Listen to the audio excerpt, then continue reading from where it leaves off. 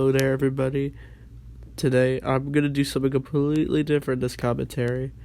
That being, we're going to do a commentary on the YouTuber Manda. He's gained quite a following. He mainly makes videos about the Star Wars Expanded Universe. He did a pretty good documentary video on the truth behind the Expanded Universe. You should check that out. I've talked to him a few times on Discord. He seems like a cool dude. I like all the lore he knows. And this video is not going to be a debunked video. I love your channel. It's very fun. And I just want to provide my 2 cents on what I think of the stories he likes. So anyway, subscribe to the guy. I think he's a cool dude. So this video came out 2 years ago. Tad's top 10 favorite Star Wars Expanded Universe novels. So I never really read the Expanded Universe. I'm trying to read the Kenobi book. I read a little bit of Heresy of the Empire, but that's about it. I'm mainly more into the comic books, or like the Legends comic books, like The Force Unleashed, or I read Crimson Empire back in September or November. So, anyway, enough dawdling, let's get started. Nice intro. Oh, hello. I didn't Hello see there. you there. I'm Tad Larkin, Cool. the resident Mandalorian historian. Throughout Nice. the 37-odd years of its existence, the authors and content creators of the Star Wars Expanded Universe have sculpted many spectacular stories that have captivated Star Wars fans generations apart. I agree with films that. Just weren't enough. Tonight, I will be A lot of people like the movies, but there's some people out there who are just like, man, I want more. And so when they see the Expanded Universe, they easily get attached to it. That's what's so cool about it. the top 10 of my favorite pieces from this elegant reading from a more civilized age. So uncivilized. Starting off at number 10 is Matthew Stover's Shatterpoint. I've never read that book, but I know it's about like Mace Windu. I'm pretty sure Depa Billaba, Kanan Jarrus's master, becomes evil in this. Kanan doesn't exist in this this book. But anyway, I think it's like a Clone Wars novel. If you've read it, you can comment below what you think of it. Published in 2003. Taking place around 6 months after the Battle of Geonosis, Cool. Shatterpoint follows Mace Windu on his journey to his homeworld of Harun Kal to investigate the disappearance of his former Padawan, Depa Billaba, and bring about an end to a brutal civil war between two factions, one Republic allied and the other Separatist allied. I don't know much about Mace. We never really learned about Mace Windu's backstory.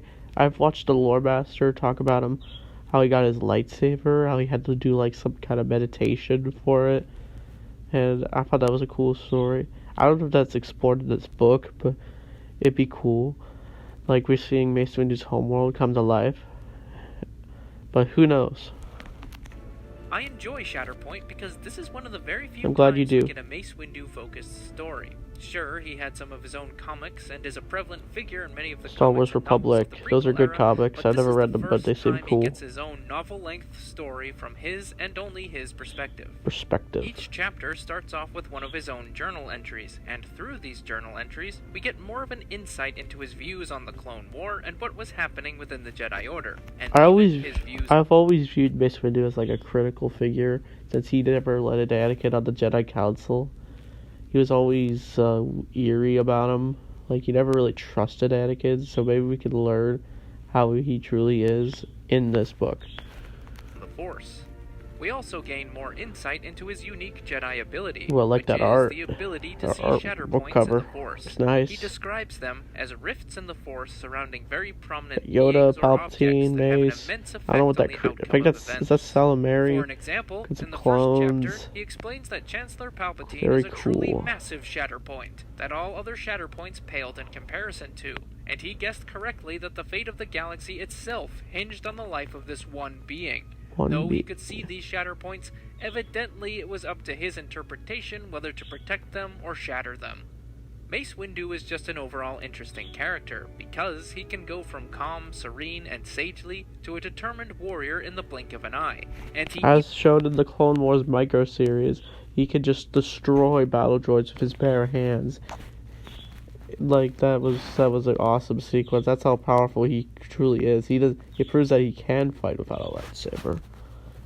entirely. Not Developed his entirely own though. unique lightsaber combat style, Vapad, that requires the wielder to skirt the edge of the dark side to access powerful blows and precision strike. I think in the Revenge of the Sith novel, it explains how Mace Windu actually used the pad to overwhelm Palpatine. That's how he was able to almost beat him in combat until Anakin swooped in.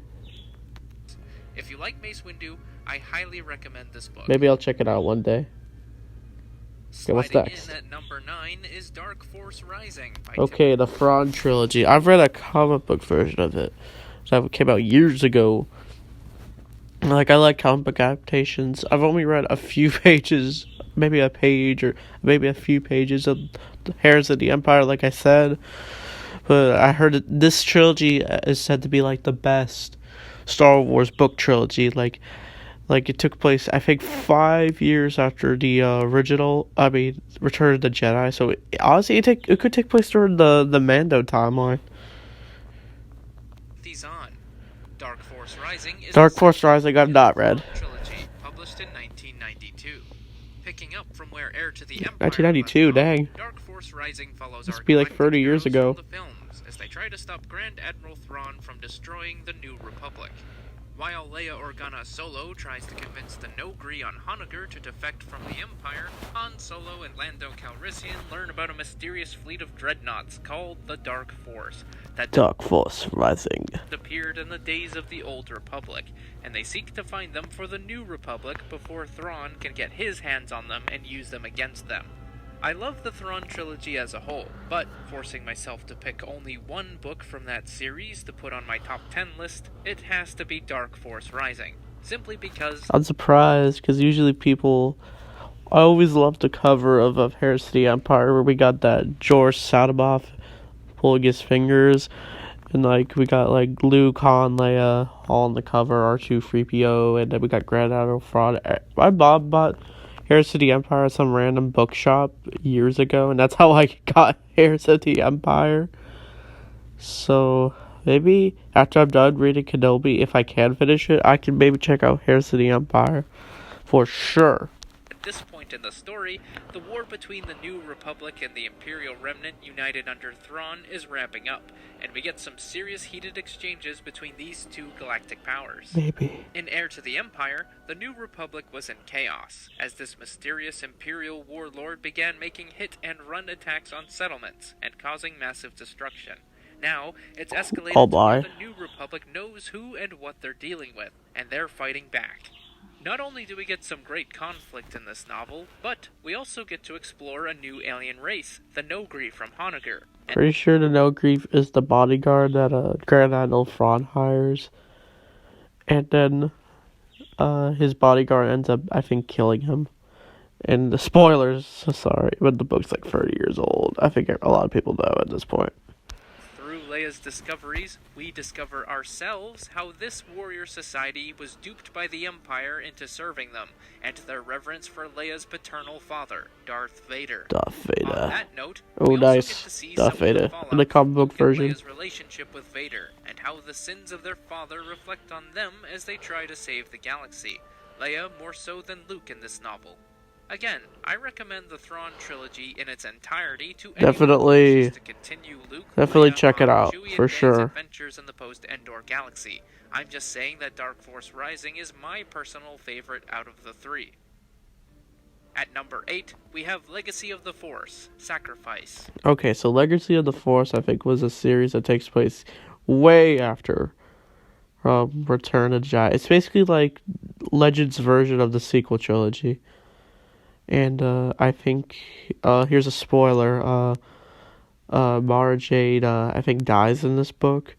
That's all I've learned from various YouTubers and this video, of course. And it's just it's shocking to some fans for sure. There had to be at least a funeral scene. Last year I went to the library and I actually saw the book in the sections, and I actually flipped through it, and yeah, I wasn't too familiar with it since I'd never read Legacy of the Force, but it seemed interesting so far for what I read. By Karen Travis. I'm quite aware of the controversy surrounding this novel Oh and how my. divisive it is within the expanded universe fan community. Maybe. However, that doesn't stop me from enjoying it. Of course. Published Enjoy what you love, dude. That's great. The fifth book in the Legacy of the Force series, Sacrifice continues the ongoing escalation of the Second Galactic Civil War between the Galactic Alliance and the Corellian Confederation, and Jacen Solo's fall to the dark side as he's pushed further by his mentor, the Dark Lady of the Sith, Lumaya. I think Lumaya is basically like the Snoke. She's like Snoke. Like, Kylo Ren's master was Snoke, and Jacen Solo's master was Lumaya. Many fans were upset with this novel when it came out. Spoilers. Due to the death of a beloved character, and needless to say, spoiler warnings from here on out. Mara Jade's death at the hands of her nephew in the novel was a decision that didn't sit right with many fans, and even some of the other Star Wars authors. I wonder why. While I sympathize Nice and fan art. understand why they were upset, it never really bothered me, and I thought the author gave her a good send-off, though many will probably disagree, and that's perfectly okay. But the reason why I like Sacrifice was never about the main storyline that followed the Solo and Skywalker families. In fact, the entire reason why I read the Legacy of the Force series in the first place wasn't for them at all. It was so I could get some closure with another Star Wars novel series that was sadly never finished. I don't get it. Are they like connected or something? Like, I feel like Commandos are like different from like the storytelling of like what takes place after Return of the Jedi. Apart from following the Solos and the Skywalkers, the Legacy of the Force series also follows Boba Fett as he tries to find a cure for his degrading health, track down his daughter, Sintez Vel, and finds an unlikely companion in his estranged granddaughter, Mirta Gave. As I've said, and I'm kind of shocked that Boba has a granddaughter. Like, I wonder how old Boba is, since the prequels changed a bunch of things, and it's revealed that Boba was a clone, and so his aging is probably completely different. So I wonder how old he is in Legacy of the Force. 10 Expanded Universe Characters video, the reason why I love Sacrifice is because I love the dynamic between Boba Fett and Mirta Gev, and I enjoyed watching their relationship evolve from a vengeful granddaughter trying to kill her grandfather for walking out on her mom and grandma in Legacy of the Force Bloodlines, to a buddy cop dynamic with a grizzled veteran paired up with a snarky but knowledgeable newcomer in Legacy of the Force Sacrifice. I also love Sacrifice because, true to any Karen Traviss Star Wars novel, it's packed with juicy Mandalorian lore that a nerd like me can't get enough of. In Sacrifice, the Mandalorian saga has like a ton of lore in it for sure. Like, we get tons of exchange and stuff. Like, especially like Knights of the Old Republic. Like, we get like just a bunch of lore and stuff. The Mandalorian Wars that takes place after, like, I think even comics explore it. So big time Mandalorian fans will probably love the Legend saga of it. Specifically, we get to see how Mandalorian politics work, how Mandalorians forge Beskar weaponry, and their ingenuity creating new weapons and warcrafts. Not to mention, we meet a few new Mandalorian characters along the way. But what I really value the book for is we finally get some answers to the questions that we're left with in the Republic Commando novel series, which you'll be hearing about later. Karen Traviss never got to finish her follow-up series to Republic Commando titled Imperial Commando, due to Lucas licensing requiring her to go back and rewrite all of her previous books to fit in with the 2008 Clone Wars series, which basically ignored all of the books, comics, and video games that came out before it. She resigned from... I feel like that's a lot to talk about. I feel like I've always wanted to talk about this, but like, the Clone Wars kind of, I don't know, ignores Legends in a way, because like, we don't really get references to like the micro series. Like, the micro series didn't even have Ahsoka in it. Like, these books kind of are forced to be written because of the Clone War, differently because of the Clone Wars, how popular it was at the time. Because I view it as like this: there's a lot of people into Legends, and there's some people out there who probably just watch Star Wars: The Clone Wars and are completely unaware of the expanded universe. That's kind of how I was, because like I would get Star Wars magazines, and I would see like some legend stuff, and I was always wondering what it was all about. Until years later, I started to learn more about this stuff. For sure, that's how I've gone fondly of interest in the EU. Franchise after basically being intellectually boxed in. Luckily, the 3 novels she wrote for Legacy of the Force, which was finished before she left the franchise, contained characters from the previous Republic Commando series, which took place some 60 years before Legacy of the Force, that give insight as to what happened after those events and answered some of the most important questions from that series. What did it answer? I suppose my main point is, yes, Legacy of the Force sacrifice is controversial, but I love it for the subplots, not the main one. Okay, what's Coming next? in at number 7 is Darth Plagueis by James. Okay, Darth Plagueis. I've always wanted to read, I heard it explores Darth Plagueis, because you find out that Darth Plagueis is actually alive during the Phantom Menace. Like, that's fascinating to me. Like, that's very cool. And we get more inside backstory of Darth Sidious's master. Like, he was always mysterious. That one line in Revenge of the Sith, like that's like such an interesting quote. Like, you wonder, who is Darth Plagueis? Like, what does he look like? Like, in the new canon, we get a little glimpse of him. He looks creepy, but we don't really see his face or anything. But in Legends, he's like a Sam Hill species. Like, it's very cool. Lucino.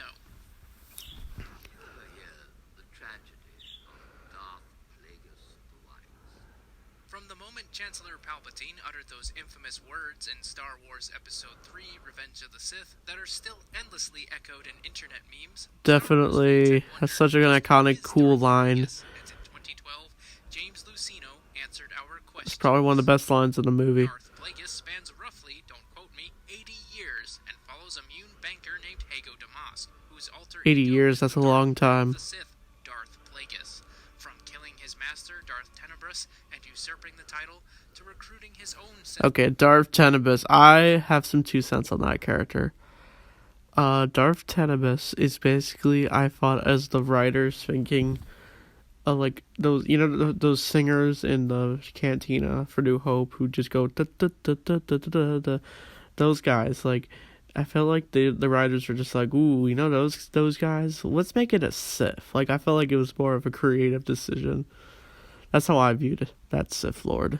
Apprentice Darth Sidious in the events that lead up to his own ascension.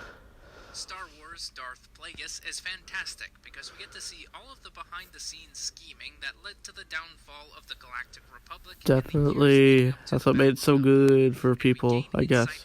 And answers questions like that. Darth Plagueis and Darth Sidious as they plotted for galactic domination. Sidious's origins are also heavily explored, and we get to see him as a promising young university student. That's like them in like the 2003 micro series animation style. Watch as he's taken under Damask's wing and corrupted by the ruinous powers of the dark side of the Force, and the atrocities he commits in its name. My only gripe with the novel, as some can probably guess, is that, like most post-2008 Star Wars media, it's affected by the Star Wars The Clone Wars television series that really mucked about with the continuity in a way that left the expanded universe severely damaged before its decanonization. It's still Star Wars, though. That's how I view it. You can read this for yourself, but I'll read it later.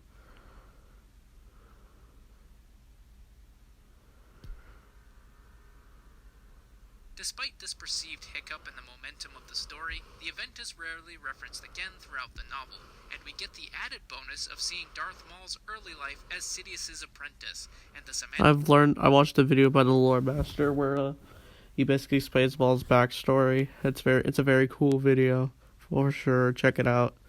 Of Sidious convincing Plagueis, who's still alive at this point, that he's only training him as a Sith assassin. Arguably, the most important thing we get from this novel, however, is an explanation for Anakin's conception, which, at this point, makes the reader feel as if all of the pieces of a great puzzle are finally falling into place. Definitely. The other interesting thing about this novel is that there's a surprising amount of input from George Lucas, who Lucino corresponded with, and it was actually George's idea that Plagueis himself wasn't human, and together they settled on him being immune from Unilist. Star Wars Darth Plagueis. And they say George Lucas never really worked on the Experiments. This is how I view it. I think George did some things with the EU, but I don't think he was like entirely involved. But I think he definitely showed support for it, as like that one time he showed up on the Mandalorian set to show support for Jon Favreau and stuff, and Dave Filoni. That's how I viewed it. This is an extraordinary novel, and I highly recommend it to people. I'll definitely check it out one day. Dive deeper to uncover interesting, albeit extraneous, information about the astropolitical nature of the galaxy at the time of the Star Wars prequel trilogy. What's Number next? 6 in my top 10 novel list is Outbound Flight. Okay, Outbound Flight's basically explains how Thrawn came to be, Grand Admiral Thrawn, which is one of the best Star Wars characters ever. Like, I love that character. Even in the new canon, I love Legends and canon Thrawn because of how intimidating and strategist the guy can be, and it shows how he slowly grows from it. Especially in his origin. I tried to read the Thrawn book years ago, but yeah, it's definitely a story, for sure. Timothy Zahn. Published in 2006, Outbound Flight is Timothy Zahn's prequel to his Thrawn trilogy, his Hand of Thrawn duology, and Star Wars Survivor's Quest. Taking place 5 years after Star Wars Episode 1, The Phantom Menace, Oh my. Outbound Flight follows a band of smugglers who flee to the That's a long time in the timeline.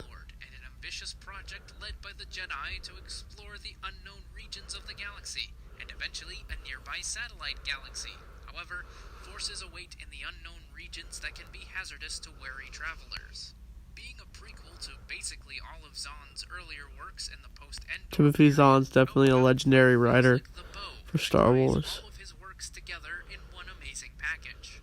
In the novel, Thrawn's origins are explored, and we get to learn more about the Chiss and the Chiss ascendancy. The Chiss are Thrawn species, by the way. In the mysterious unknown regions of the galaxy. Thrawn isn't the only classic. I think Outbound Flight is like a ship where it goes deep into the way past the Star Wars galaxy, so that's really fascinating storytelling. What's really great about Outbound Flight, though, is that it beautifully ties in with the Star Wars prequel trilogy and all of the EU media that's associated with that era, and even rectifies. And they say to do stuff just tying into the movies. I feel like Star Wars has always done that.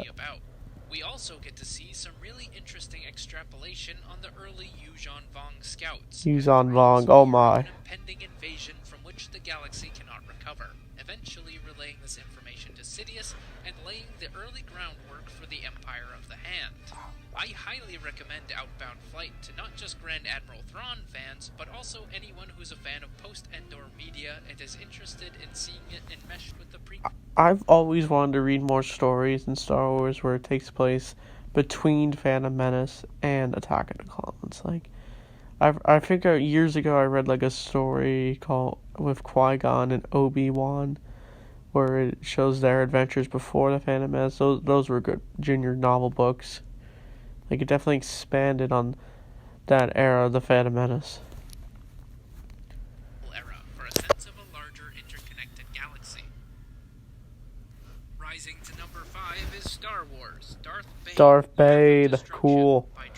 Okay, Darth Bane's definitely a fun character. He was in the Clone Wars. He had like a cameo, but he is known for being like the start of the Rule of Two, a very cool way for the Sith. Like, as Yoda said, only two there are, and basically Darth Bane is definitely one of the most badass Siths in ancient timeline of Star Wars. Like, even looks awesome. You have to believe me when I say that this was no easy decision, as the entirety of the Darth Bane trilogy is pure gold in my opinion. Definitely. However, seeing as I could only pick one novel from this brilliant trilogy, nothing beats the first one. I feel this is a bit unfair, because Zana is an interesting character in her own right, and I don't want to detract how awesome she is by picking Path of Destruction over Rule of Two or Dynasty of Evil, but I'm just drawn to Path of Destruction. Taking place 1,000 years... 1,000, damn. Star Wars Darth Bane, Path of Destruction was published in 2006 and follows Dessel, a down-on-his-luck Cortosis miner from Apatros, as his life unexpectedly changes and he joins the Sith army. However, the Dark Lords take notice of his latent Force talents, and he's given the opportunity of a lifetime to join the Brotherhood of the Sith. What I love most about Path of Destruction is that, in essence, it's an underdog story. A kid is born on a backwater world in the Outer Rim. Maybe it explores Darth Bane in the most unique way. Like explores his origin. Like that cameo with the Clone Wars was probably surprising for a lot of Legends fans. To ensure they work for them indefinitely. Even when he makes it off of his dung hole of a homeworld, he faces a host of new challenges. I think Darth Bane was like a soldier at first, but then he was recruited and he showed the essence of the dark side. I think Darth Bane is like the majority of the Sith lore in Star Wars. I sort of identify with Bane in a way, because in high school, I was that quiet kid in the corner reading books, and Bane... Oh, I can see why. No offense, Tad. What was I known for in high school? The silly one. A lot of his time at the Sith Academy, reading about the Force powers of the ancient Sith Lords in the archives, when all of the other students were too focused on perfecting their lightsaber techniques. I also love how the book connects with Knights of the Old Republic. Nice. That's a great game. Prime and recovers the holocron of Darth I played it so many times. He learns more about what it means back in the day, as well as a powerful ritual that he utilizes to his own machinations. Another thing that I appreciate is that throughout the early chapters of the book, Dessel's connection to the Force manifests itself in subtle ways. Like, he knows he can predict outcomes of events, so he uses it to win big money gambling. And it saves his life multiple times, in scraps with other miners, as well as on the battlefields of the new Sith Wars. To reiterate, the entire Bane trilogy is excellent, and I view it as one big story. A lot of people love Darth Bane. They would love to see him again in the new canon. So please, if you're thinking about reading Path of Destruction, don't stop there. Continue on to the other Definitely read it, people. It's just on this list because I can only choose one. It definitely explores the Sith lore. In at number 4 is Star Wars Millennium Falcon. Okay, I think that's enough since I've been going for a while. His video is definitely interesting. Last year I made a video on the expanded universe and what I thought about it. And one of my teachers is really into Star Wars books, so I mainly talked to him about Star Wars novels. He's definitely read a whole bunch of them when he was younger. So it's nice to have a friend like that. And this video is definitely interesting. It definitely is encouraging, for us to go out there and maybe check out some of the Star Wars books so we can get an insight of how big the expanded universe is, how much Star Wars lore is explored through it. So I think that's it. I might, if you want me to do part 2 for this video, maybe I'll do it. So anyway, thanks for watching, and may the Force be with you always.